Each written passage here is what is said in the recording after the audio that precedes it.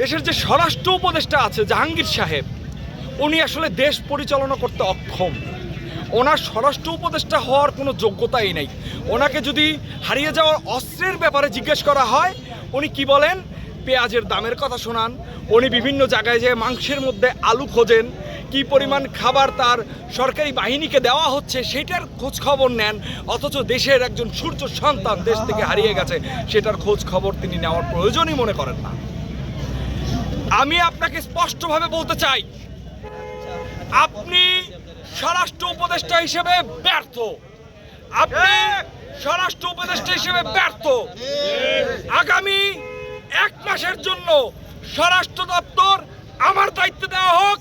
আমি কথা দিচ্ছি, এই বাংলাদেশ থেকে সমস্ত রকম দুর্নীতি সমূলে উৎপাট করবো ইনশাআল্লাহ। যদি না পারি তাহলে এই বাংলাদেশ ছেড়ে চলে যাব।